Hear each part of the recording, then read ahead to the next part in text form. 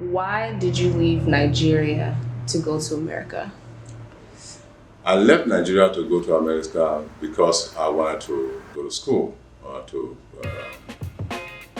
pursue higher education beyond school living certificate, which is kind of like a high school living certificate. And so my choice was to go to the U.S. To Portland specifically, Portland, Oregon. After a search with the U.S. Information Service, I got to understand that Oregon Portland specifically is a college town, especially in Forest Grove, a college town where I went to Pacific University. So I decided to leave Nigeria to go to the US, go to school and to better myself and get a higher education. Yeah.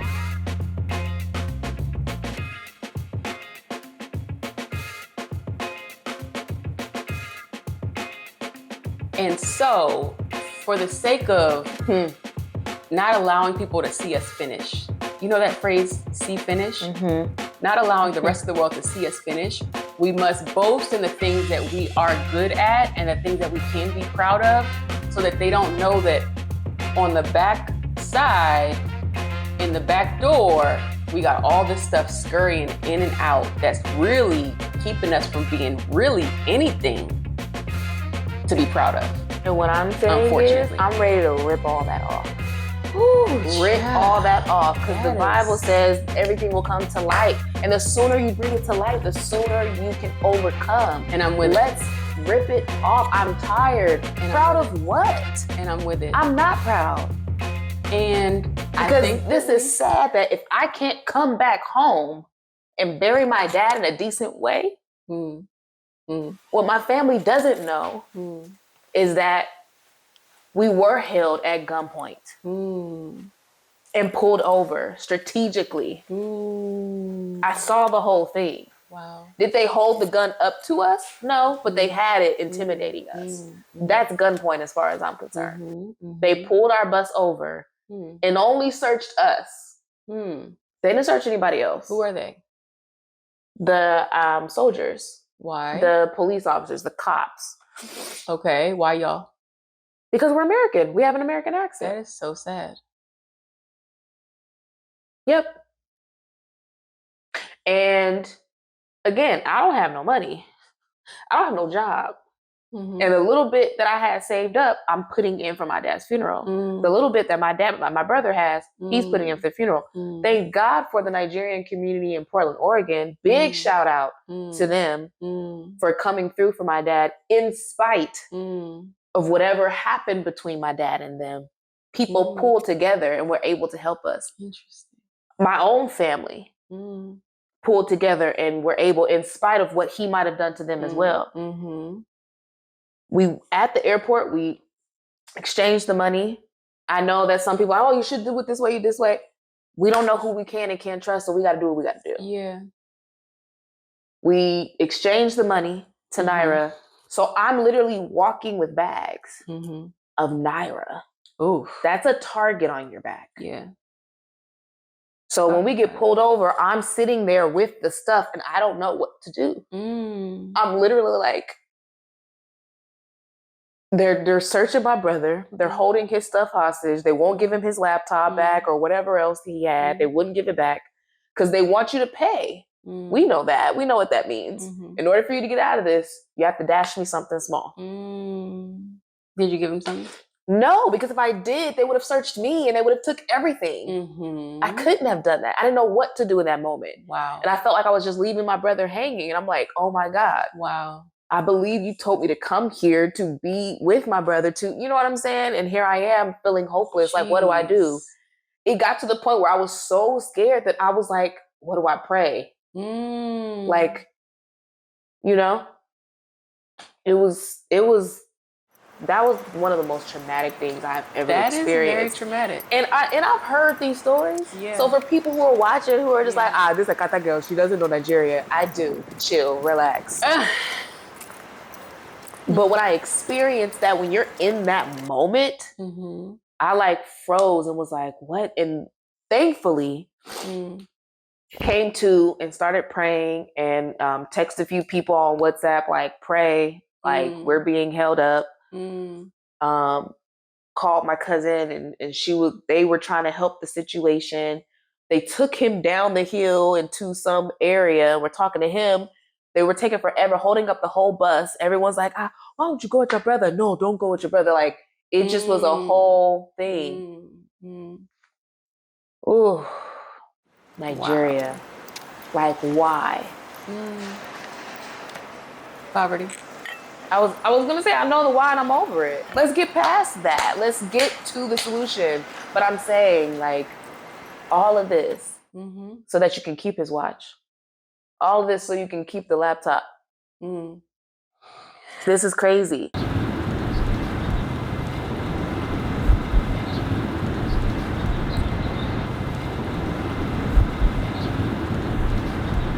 I like to think that I'm a very optimistic person. I am very positive. I'm usually always thinking it's gonna work out. I err on the side of the glass being half full. I believe in change. Change can happen. That's usually my stance on things. And it still is. But I do think this experience has taught me a few things. It helped shape my point of view and my perspective on not only what my father may have faced while he was living, but what Nigerians face on a day-to-day basis in terms of their faith, in terms of their outlook of God, and in terms of their understanding of the gospel. And you saying it's been a journey. But even to me, like, having been on the journey, knowing that he had the stroke, praying with you and everything, knowing that you're coming to Nigeria, you didn't even feel like you could tell me what you had experienced. This is my first time knowing this happened. Nobody knows that story. Wow. I think maybe a couple people know that story. Wow. Huh. Yeah. Nobody knows that story. My family doesn't know that story. I talked to you a day later or 2 days later. I remember now because it was last year and I was already back in Texas. And I'm praying for you and I can feel the heaviness. And I'm thinking it's just like normal stress of the heat, the bumpy roads, and the journey. Didn't know all that had happened. We used to that. But some people are like, why did you guys take the bus?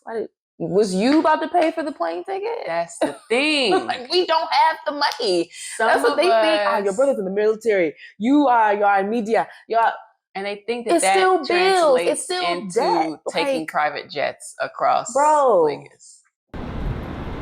Outside of seeing my dad and watching him kind of have his stroke live, and then watching him over the durations of fighting for his life, outside of that, being held up by the Nigerian military in Nigeria, where no one necessarily knows if you've made it or not, the Wi-Fi, the data, you're still trying to connect with people. We just landed, and you're being held up by Nigerian military because they're searching you because they found laptop. All of a sudden a search. That, outside of my dad, that was one of the most traumatic things I have absolutely ever experienced. And I don't want anyone to have to experience something like that. And it's just, honestly, it's just unfortunate that I even have to share this. It's just unfortunate that I even have to talk about this and even explain this. Like, this is really sad. Because we did not have a lot of money, and the money that we did have was all of that was going towards the arrangements for the funeral and to like his family and all the traditional stuff that they asked for. We took the bus, right, from Lagos to Benin, because my father is from Benin. And while we were at the bus station, it's not my first time taking a bus. It's not my first time using this company, so I'm familiar with it. And the way the attendants were handling us perked my eye. I was just like, okay, why? I don't know. It was just kind of like, yeah, let me see if we have a bus coming. Yeah, sit down. Don't like, just something. I was like, something's up. But I just kind of, I was like, maybe I'm just on high strung because this is my first time in Nigeria without my dad being alive. Maybe. So let me just chill. We get on the bus. The guy that was attending us at the stand also gets on the bus, but then got off, and I was like, what's going on? I really wasn't seeing who was on and off, like we were in the back or whatever. We get to a few stops, right? This is about a 4-hour, it turned into a 5-hour trip. Get to one of the stops. One of the attendants that was initially selling us the ticket at our first initial stop, why are you on like 3 or 4 stops later? Right? That was kind of weird to me. Like, that's literally like getting a Greyhound ticket in Philly, and then when you get to Baltimore, the guy that sold you your ticket in Baltimore is on the bus. I was just like, okay, maybe things have changed. I have never seen that with this company. So I was like, okay, maybe things have changed, whatever. So he gets off, then he gets back on, we stop. He gets on the bus like very frantic. Give me your ticket. And I'm like, what? Talking to my brother. Nobody else. And I'm thinking, why? Give me your ticket. Let me see your ticket.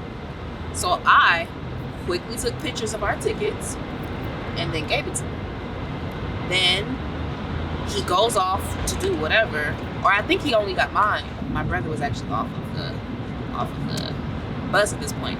He gets back on, and the guy comes back with the ticket, doesn't say anything. Then when my brother gets back, does the same thing to him, snatches it, gives it back, and then goes. So I don't see him again. If that's not suspicious, come on, yo. Like, I just took note and just left it. 2 stops later, we get pulled over. We get searched by the military with guns, big guns. And we're being yelled at. Whose bags are these? Remove your bag. And in my mind, I'm like, wow, this was planned. I was like, wow, we were set up. This is crazy. We were set up. Nobody else was searched. Nobody else's bags, just ours. And I'm pretty sure it's because they could detect something in our accent. Our broken English maybe it's a little too smooth. It's not, so they recognize. And maybe sometimes, I've even been told that sometimes they can even see it in your skin, in your eyes, that you've been abroad. They'll say that, like, you've been abroad, you haven't been home, what that kind of thing. Like, you've been abroad, you have not been home. They can sense it. And so my point is, we were targets. These are kids from, or young people, whatever. These are people, young adults from London, America, somewhere outside of Nigeria. And it was clear that we were observed. It's clear that we were set up, and they held us up for a long time. And so everybody on the bus was like, why are they doing this now? We have places to be. What's going on? So they grabbed some of my brother's things. They would not give it back because money talks in Nigeria. So you have to dash them something small if you want to keep going. But we were in a position where I had all of the money that was gifted to us for the funeral. So I was in a very hard position. And I'm gonna be honest, I'm just glad I didn't black out, because I almost wanted to just I don't even know. Like, my emotions, there were a million things on my mind. First thought was, are we gonna escape this? Are they about to be done with us? Like, are they gonna get me and my brother and no one's ever gonna know? Like, they'll kill you, throw you in the bush, and no one will know your story. No one will even know what happened. Did they even make it?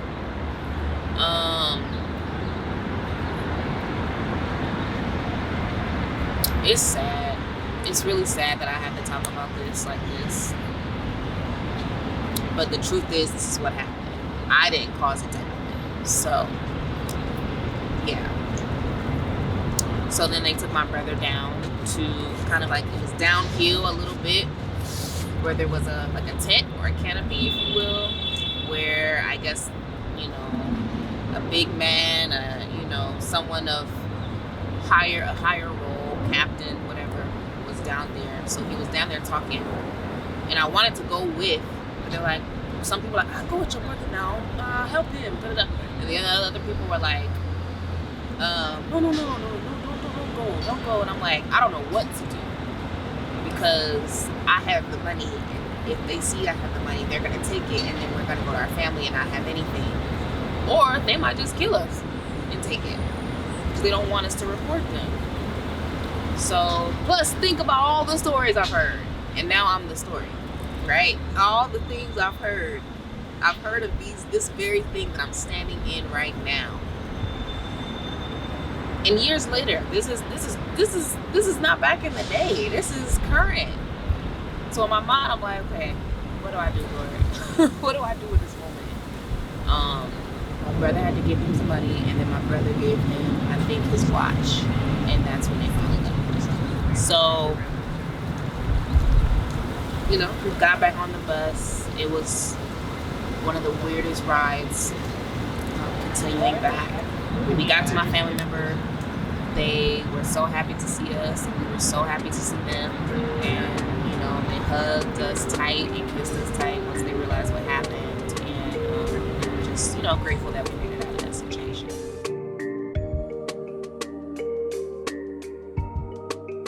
And then I'm starting to learn this misunderstanding. Some of it, for some, is also a front. Oof. I'm not even I can't speak general across the board, but God highlighted a few people. This whole, no, yeah, you know. There's at least a front. one person that comes to mind. And I don't know if that's true about them or if that's just what seems to come off. Something wants me to believe, but I just be looking like, I feel like you know more than you are pretending to know. I feel like you know that I don't have it, but you just feel like because I have more than you, that it has to be true, and you have to treat me this way, and you have to have these expectations and make these demands of me. I think it's also important to acknowledge that we have several variations of an audience that's listening right now. There's going to be those who are Nigerian American and can relate to some of this. There's going to be those who are non-American who can understand what's going on as well. And there's going to be those who are non-American who resent everything that's being said because they hold these conceptions that we are just whining, we should know better, we do have more, we have it better off, etc. Yeah. And so I just want to acknowledge that because feel how you want to feel and allow others to feel their truth and their experience. One of the things about Nigerian culture that I expressed and that I experienced was that Nigerians there feel like they have it all, they know it all, and we are just dumb and we don't know, and we just have our experience here and we know nothing about there, and that they have to teach us, and they also know more about what's going on. And that's not true. We don't pretend to know everything that's going on the continent of Africa the way that they feel like they know so much about what's going on in America. Mm-hmm. And I want to say that because it's not true. Mm-hmm. So let's all just balance our ears, balance our hearts, and understand that no one really knows the full deal. No one knows. Anyone who feels like they do is in pride. I think a lot of Nigerian men have that. Yes. And I get why, which is why one thing, I don't want to use the word regret. Maybe you could help me think of the word, but it is not regret. I do wish what I've discovered about my dad now, because I actually God was already revealing this thing before he died. But I wish I would have arrived to it sooner so that I would have had more time in the forgiveness stage with him. I'm grateful that I got to forgive him before he died. Yeah. I'm grateful that we had that before he passed. Yeah. That is a privilege. Not everybody gets that. Yeah. And so I know I do not take that for granted. That's so I important. do not. I thank God. Thank you so much that I was able to do that. It was short-lived though. And it could have been longer if I didn't let other people get into my ear. Like my anger and your anger, now we're all angry together and it keeps driving it up more and more. I could have arrived at my forgiveness sooner and could have enjoyed my dad sooner and more. And just accepting I forgave him before the apology came. The fact that he even apologized, the Nigerian man apologizing, the fact that he apologized is like miracle. But I forgave him before that. I just texted him and just said, Dad, I forgive you everything. I love you. And he called me. It was just like, what did I do? Tell me. God, what did I do? What did I do? Baby, what did I do? And I just was like, I don't like how you treat my younger brother. That's here in America. I don't like your relationship with him. I don't like how you treated mom. I just kind of was like, you weren't there when I was in college. You just up and left. Especially learning how Nigerian parents are with their kids when they're in college, experiencing that, like heavily at Morgan. You know how many Nigerians is at Morgan? You're seeing it. And my dad's nowhere in sight. Alive, but nowhere in sight. He's not sending me money. He's not paying for my tuition. He's not doing none of that. Where was he? In Nigeria. Doing? Oh no, he moved back. So what did he apologize for? He apologized for just not being there, not being the father that I needed him to be. But you never figured out why he wasn't there. I think he wasn't there because,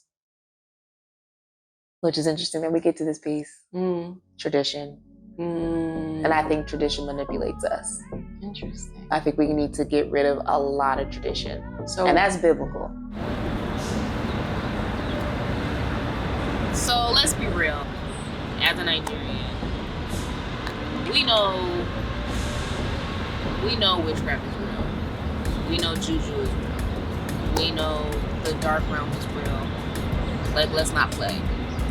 We know it's real because we talk about it. We know it's real because it's in the music.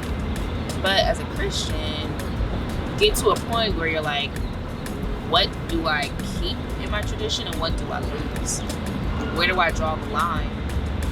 And so I know I'm not the only one that's wrestling with this. But this is something that is a part of my wrestling of what will I keep and what will I lose. And the Bible is very clear. God is very clear about letting go of your culture, letting go of your tradition, if it is trying to supersede the laws of God, if it supersedes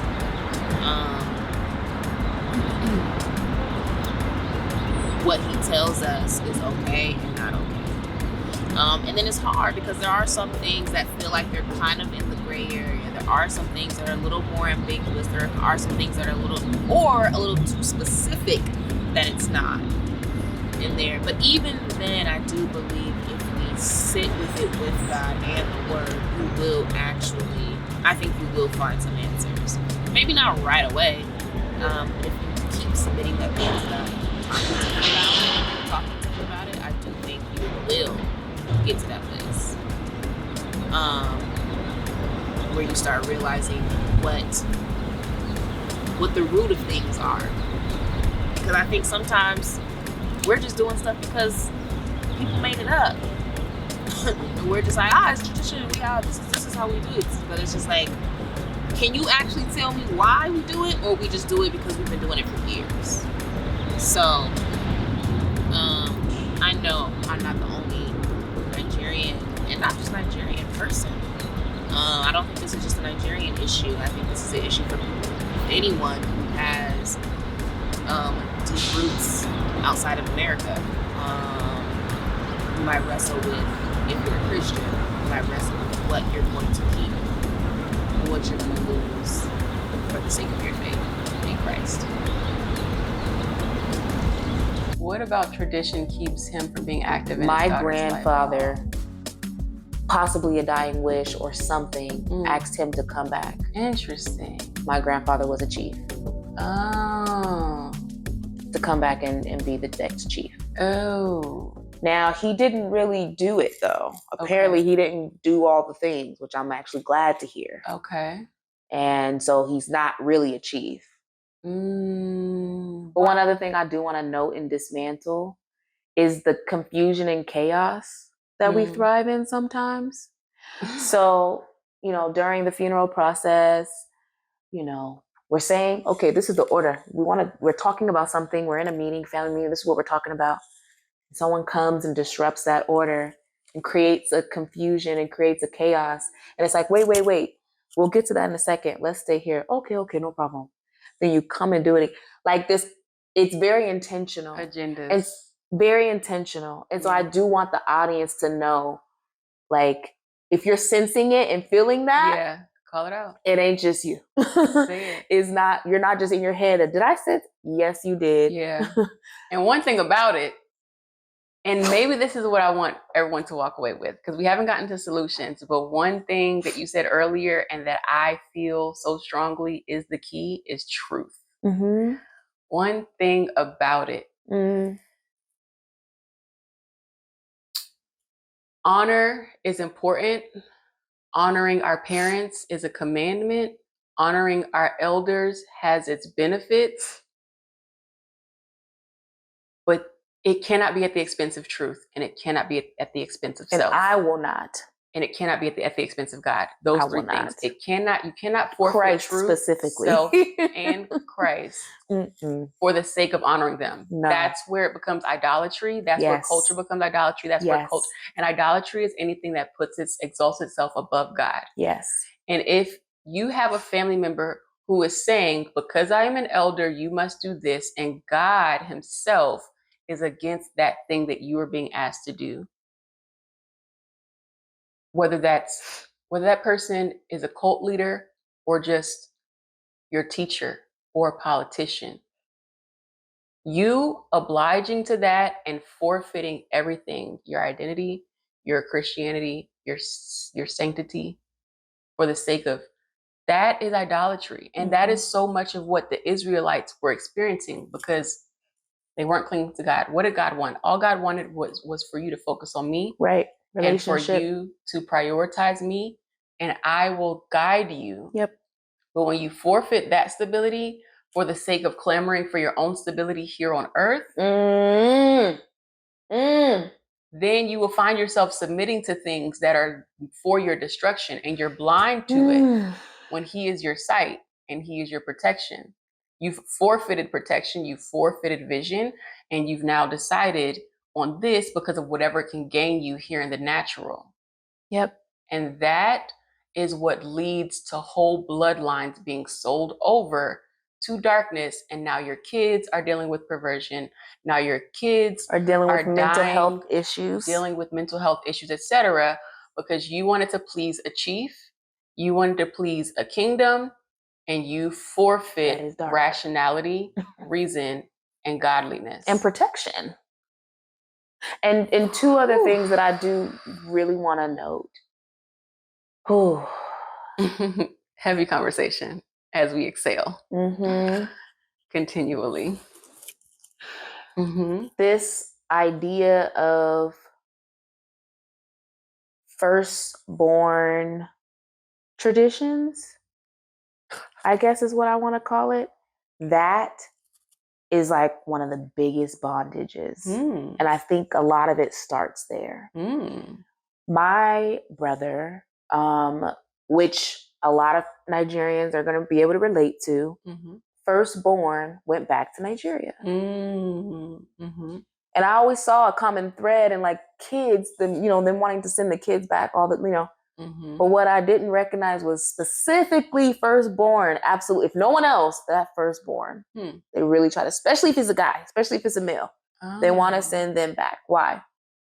Because there are ceremonial things that they are doing that to keep you locked create in. this bond and this stronghold, essentially, where you do feel like you do absolutely have to submit to this, and you don't, because it's like, when you were a kid, we did this and we did this.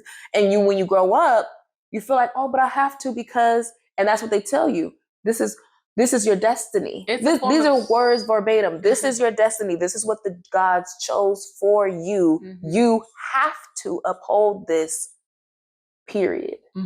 Now, this is where I always have grace. A lot of times, I don't think they're recognizing that it's demonic, right? To me, to them, it's tradition. It's a tradition. So I can have grace for that.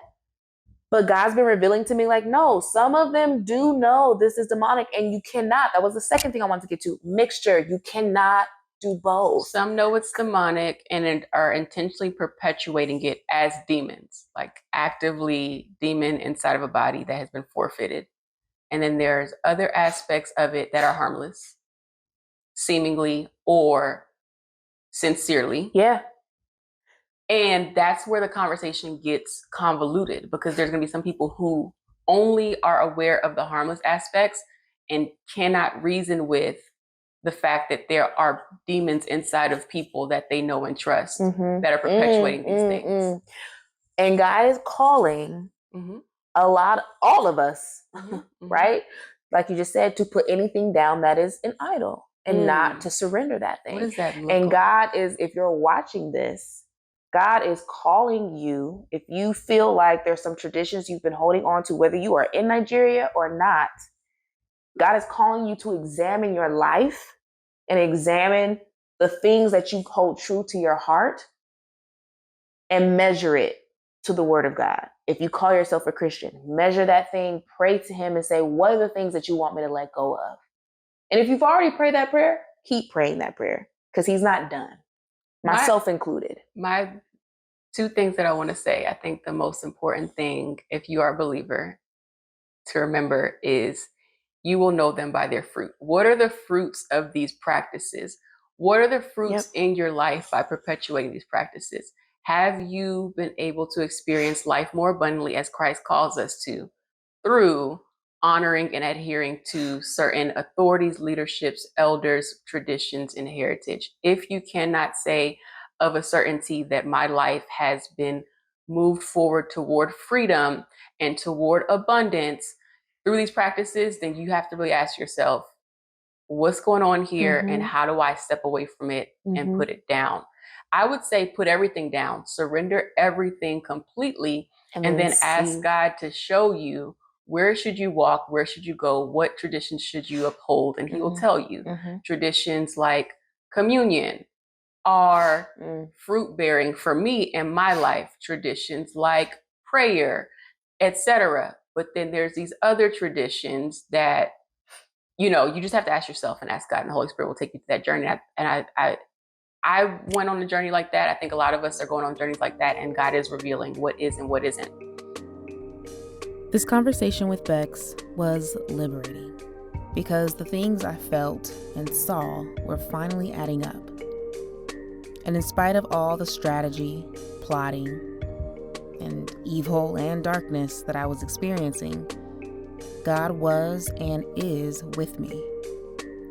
God wants us to experience the truth and to know it. We talked about so much, Bex and I, and although there are curses or firstborn traditions that hold people back from their true destiny in Christ, there are also blessings and firstborn promises that God does want us to have because he loves us. The knowledge and dismantling of the traditions and dark things, I think, is just a part of that process. There is a pattern of firstborns dying, and maybe not firstborn, but someone in the family, a sibling dying as a result of our father's sins. And that's biblical. Solomon's son had to forfeit the kingdom. Solomon lost a son. David lost a son from infidelity. And so this spirit of us, I lost a sibling who happened to be my stepdad's firstborn. And my stepdad came from a polygamous home and wanted to use style to host his polygamy. So had a wife here, had a wife there, had a wife here, and then had a wife there. And he would just kind of hop around and act like he was committed to one woman, but he would have other women around the world. This is your dad? My stepdad. Stepdad, okay. And he would have other women around the world who believed that they were his primary. Which is so common, unfortunately. Yeah. And they think it's cute and fun. And a lot of it is just to soothe whatever wounds that they haven't been able to navigate and heal just yet. And they, I mean, the men who do that. So left my mom, fled to Canada, got married to another woman. Still has a woman in Nigeria who believes that she's coming home to him. Still convincing my mom that she's the only one. That it was always her, it would always be her, and he's just trying to work these things out. And still has someone else in a different state that I won't mention that, you know, holds these childhood memories and feels like they're forever loves. That he talks to regularly still to this day. So for the men that do that presently, and the men who think it's okay and are rising up to be future Nigerian fathers and haven't shut the doors and haven't repented and think this is cool because technically by law I can have up to 5 wives, which I think is like mental illness at this point. The delusion you talked about. If you can't see how that's destroying children and leading a streak of death and destruction. It's so selfish. We are losing siblings because you think this is cool and you're watching for you it happen and still deciding. We've watched it happen in the Bible or watching it happen in our present lives, and you still have the capacity in your brain to believe that this is benefiting someone while you watch children deteriorate and die. Can I answer right there? And you watch bloodlines deteriorate and die. Go ahead. Because where the benefit is, I'm still waiting to see it. And I've had these conversations with groups of men. And hopefully, as you've heard this and you sit back and you do the calculations, you do the math, you realize, okay, I've been lying to myself. If you hold that polygamy is valid and beneficial. Hopefully something that I've just said right now struck something like it has in the conversations that I've been having real time with men. Or you're just choosing to be dumb and destructive and you might as well just say, I hate my children. Because you are leaving the door open for them to stay in strongholds. Yeah. There are polygamous households where one wife is against the other wife because y'all are competing and now you're cursing that wife's children. And now that children is growing up with that because who's blessing them if y'all are both in competition and y'all are both in angst and anger and anxiety? Who's blessing the children? Right.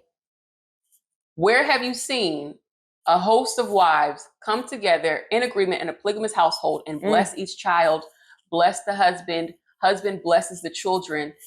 In the Jewish culture, they have dinner every Friday night and the parents will speak life over the children. But in Nigerian culture, it's all about how much can we obtain.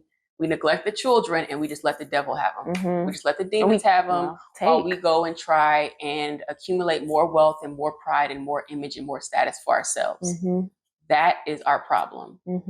And that is where we need to wake up. And anyone who is in agreement with that, but doesn't see how it's causing this havoc, turn it around. Start to bless your children. Start to open your eyes and see where the devil has his grips, and spend more time focused on breaking that and getting a hold of them than you do on trying to get wealth, because you can get all that wealth and they're going to lose it before they even get. And you have to be the one to do it. You have to be the one to do it. You have to be the one to do it.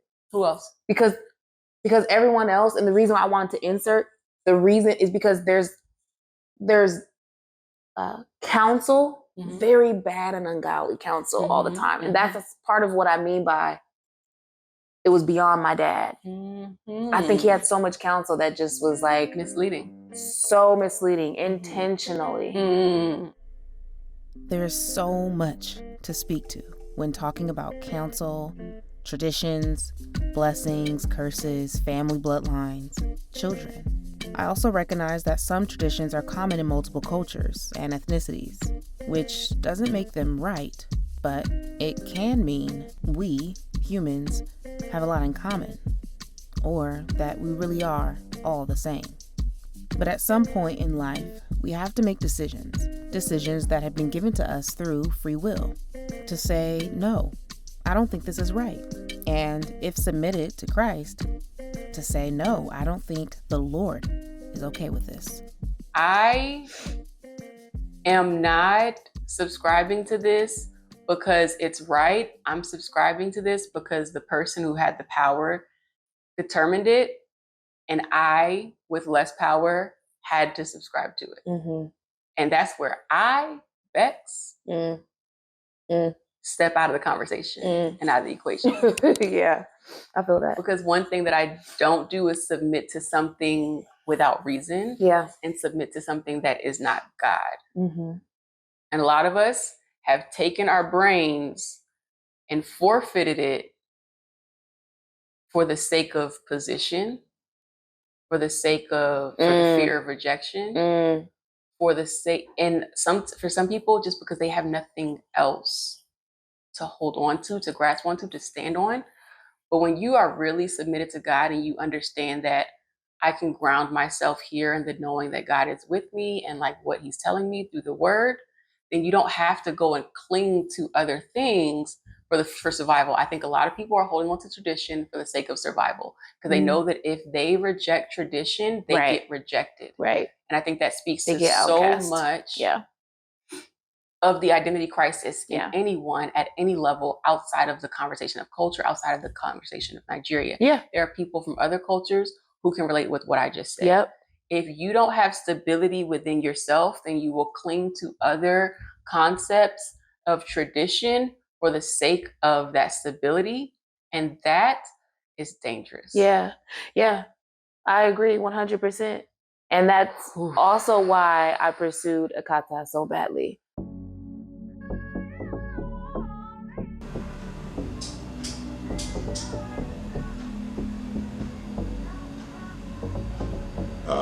My focus then was again finding a way to mend the divide between Africans and Americans.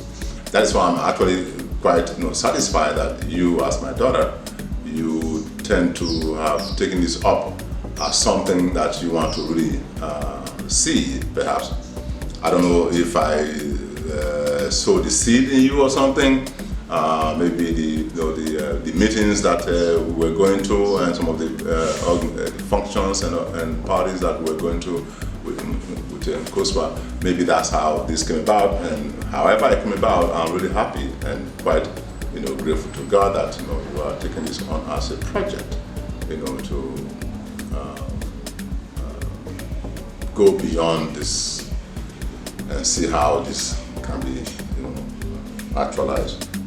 Because growing up in Portland, Oregon, there's a big Asian community, and I had Korean friends who could relate with me on feeling like, I don't really want to, I have to go and call my grandma today, but they're going to make fun of me because I don't speak Korean, or I haven't come and visited yet, and da-da-da-da. And I was just like, I'm going through the same thing. And so I knew, I was like, Akata is beyond Nigeria. This issue of tradition is beyond Nigeria, like you're saying. So where do we go from here? I think I'll say that, getting back to that point of like, I wish I had more time in that forgiveness space with him. It's like, I'm one that loves wisdom and learning from other people. Like, if I don't have to go through that, like, why? So it's like, I hope when you're watching this, people who are watching, learn from this, learn from Bex. And if you have a Nigerian father that's still alive, that did you wrong in multiple ways, and maybe harsher ways than I can even imagine, forgiveness is a gift. Ooh. And mercy is a gift. Whew. I don't know. I feel strongly that somebody is just like, I cannot forgive him for what he did. And I know it's hard to do and it's hard to imagine. But what I would say to that is we are all susceptible to the enemy and his vices. And the same way we want to be forgiven is the same way we hope to forgive others. And so I hope that you can forgive your Nigerian father well before an apology, well before he passes. And that's a way to honor him too. Because you're honoring the father in doing that. Okay, well that's really it. Unless there's anything else. No, that's it. I'm tired. Okay. Yeah.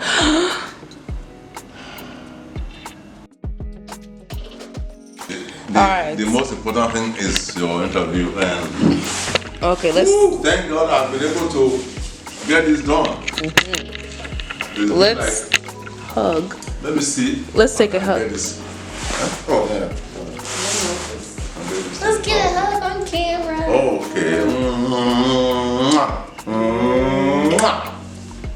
Love you, kiddo. Love you too. See? Say kiddo again. Love you, kiddo. I tell my people all the time that you used to call me kiddo. They don't believe.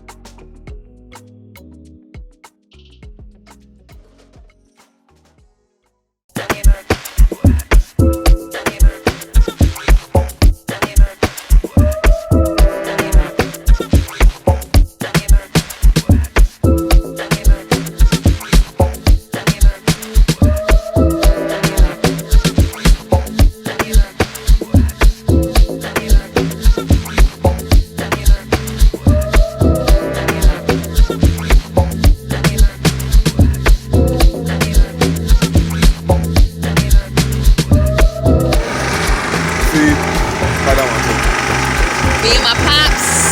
Hey, what's up, people? And 2 fingers on y'all.